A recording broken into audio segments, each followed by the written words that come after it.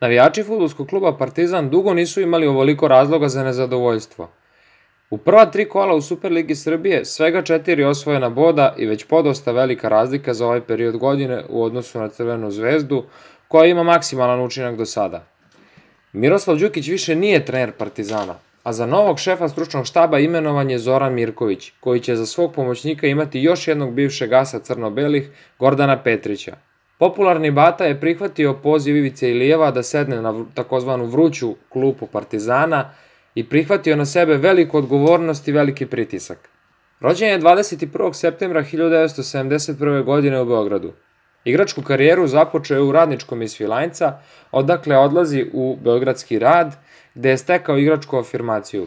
Zatim sledi odlazak u Partizan, gde je brzo ušao u srca navijača i postao jedna od legendi Partizana. Nakon crno-belih nastupao je još i za Atalantu, italijanskog velikana Juventus i turski Fenerbahče, odakle je ponovo 2004. godine došao u Partizan gde je i završio igračku karijeru. Odmah nakon igračke karijere zauzeo je mesto u fotelji u Humskoj ulici, odakle je otišao nakon sukoba sa tadašnjim predsjednikom Draganom Đurićem. Kao trener u dosadašnjoj karijeri vodio je samo ekipu Sinđelića u sezoni 2015-2016 i nakon toga je sve do sada bio pomoćnik Ljubiši Tumbakoviću u reprezentaciji Crne Gore, za koga kaže da mu je mentor, i to ne samo fudbalski, nego i životni, za koga kaže takođe da ga je naučio mnogim dobrim stvarima i koji će uvek biti tu za njega kada mu je potrebna pomoć. Kada smo kod samih rezultata, Partizan jeste prošao u treće kolo kvalifikacije za Ligu Evrope, ali pobeda i prolaz dalje protiv litvanskog Trakaija su stvarno bili žargonski rečeno na mišiće. Sama igra je bila više nego razočaravajuća.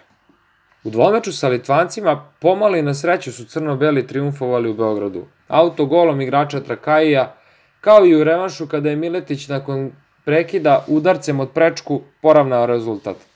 Konkretno u tom meču ekipa Partizana je katastrofalnim postavljanjem primila gol nakon kornera. Dva protivnička igrača su potpuno sama u 16 metara, što je nedopustivo i za mnogo manje timove i za mnogo niži nivo fudbala. Jednostavno to su neke stvari koje se na treningu uporno uvežbavaju i koje moraju da se dovedu do savršenstva, jer će neke ozbiljnije ekipe od Trakaija to znati mnogo surovije da kazne. Kada je u pitanju napad, totalno bezidejno su delovali u gotovo svakoj utakmici ove sezone. Eventualno, osim u mečevima sa ekipom Rudara, koja je doduše po meni čak ispod nivoa i nekih superligaških ekipa sa kojima su se crno-beli do sada sastajali. Koliko god da su napadali i držali loptu u svom posedu, u završnoj fazi napada su bili totalno bezopasni. Jako teško se ulazilo u gol šansu. Nedostajao je taj završni pas koji spaja napadače sa golom. Prosto se kompletan tim nalazi u nekom grču, kako je i na samom predstavljanju rekao Mirković. Svakako da crno-beli imaju kvalitetan sastav.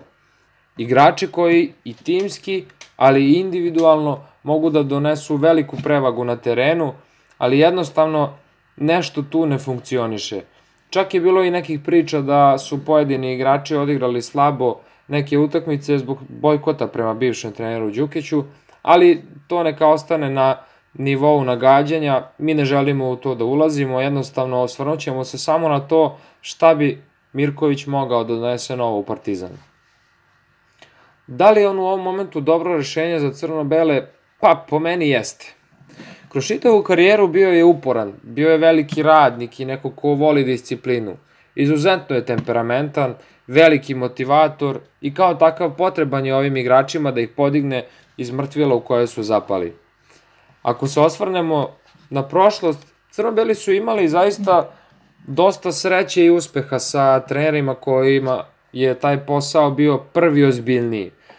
Počevši još, u nekoj bliskoj prošlosti, počevši od Slaviše Jokanovića, koji je crno-bele uveo u Evropu, uzeo 2 duple krune. Sada znamo svi ko je Slaviša Jokanović, da je jedan od najuspešnijih naših trenera trenutno.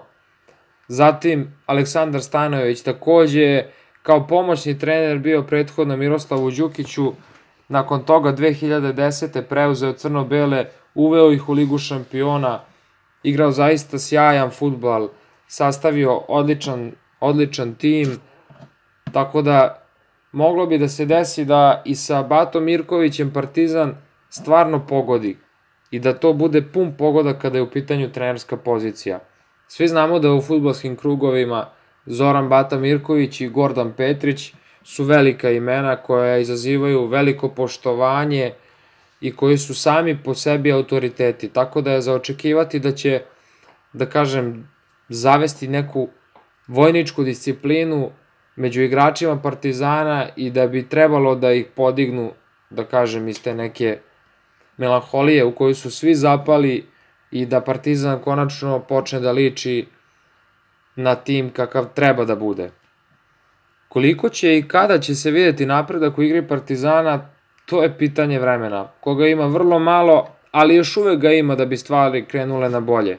Takođe, najavljena su još neka pojačanja koje su po ukusu novog trenera, ali to se za sada još uvek drži u tajnosti, imena se još uvek ne spominju, sam Mirković je izrazio želju za dolaskom pojedinih fudbalera, tako da ima još vremena do kraja avgusta kada se završava prelazni rok, ali u svakom slučaju nas sigurno očekuje zanimljiv period kada je u pitanju Partizan, ali pre svega je najbitnije da se crno-beli koncentrišu na meč trećeg kola kvalifikacija protiv Danskog Nordselanda, koji ih očekuju u četvrtak i gde je pozitivan rezultat jako važan za pouzdanje kako tima, tako i novog trenera. To bi bilo to za ovaj put. Ako vam se svideo klip, lajkujte ga, ostavite komentare, primedbe i sugestije, zapratite kanal i ostanite i dalje uz nas. Do sledećeg puta, pozdravlja vas Miroslav Pandurov.